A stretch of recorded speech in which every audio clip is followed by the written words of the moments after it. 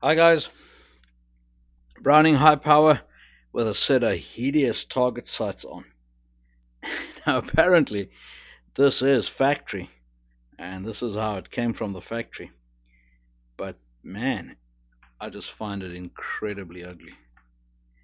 And so does the owner because he brought it in and he wants me to put these on. And maybe the collectors will frown upon this, but these are Browning originals as well. They're from Browning. And So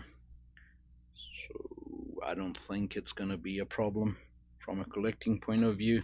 And at the same time, we're going to keep these, take them out nicely, and if somebody ever wants to put them back, they can do it.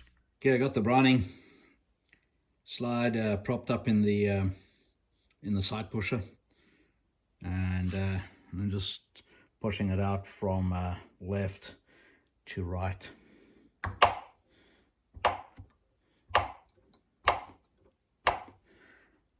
And it takes a longer to set it up than it is to push the sight out.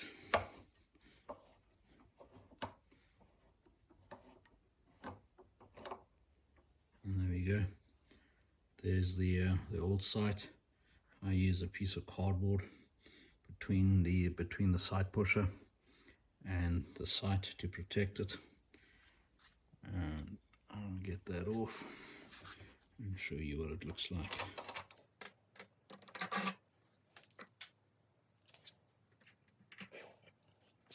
So there we go. I put some painter's tape on the side of the slide just to protect it from because you clamp it between those two surfaces just to protect it. And so I'll put the tape on there, I'll clean it up and squeeze the fresh one in.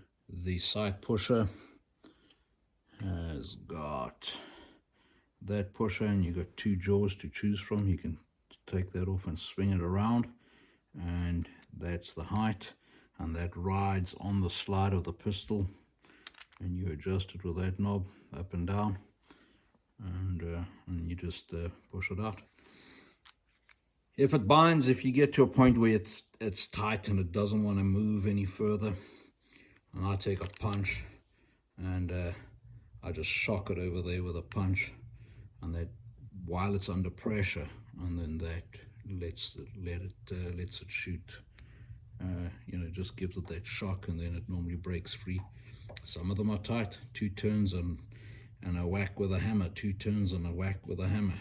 Others, once you've broken it free, it just goes. Got it turned around for the rear sight, and I'm going again from left to right. Generally I go left to right unless otherwise specified, or if I can't get it to move, sometimes it wants to go the other direction.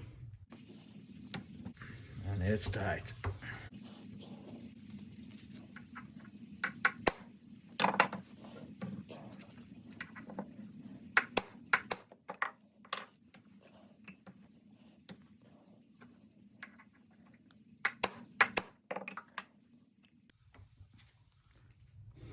This one's really tight. I get like a couple of turns on it, and then it just freezes up on me.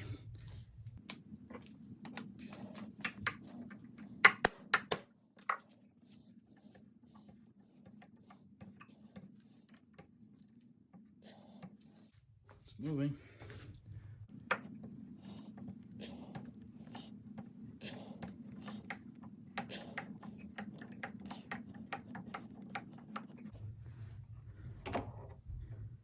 There you go.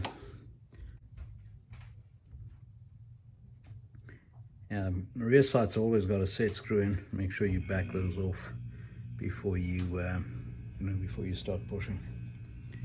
It's like a tacky mess inside there, but it came out clean. Okay, so if the sight doesn't want to go in to the dovetail, don't try and change the angle of that dovetail or that dovetail. you need to do is take away from the bottom. So I float it on a piece of granite with 220 grit water paper and just float it up and down. And by doing that, this is becoming shorter. You're thinning it out, and that means you're moving up on the taper of so if you got the taper, and because you're taking the bottom up, you're going up on the taper, and it becomes smaller.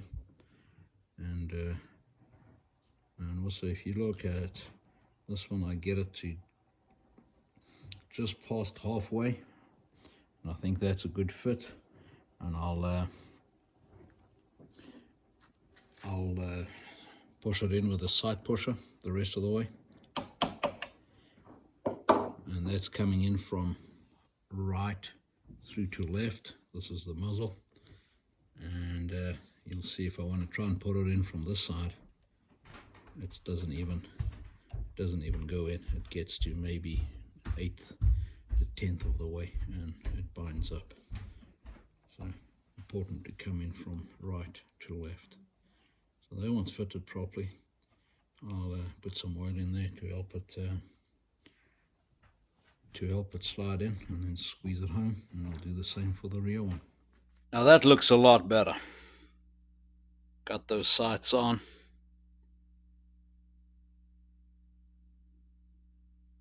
Doesn't even look like the same pistol. Guys, I hope you found that interesting and useful. Stay safe. We talk again. Cheers.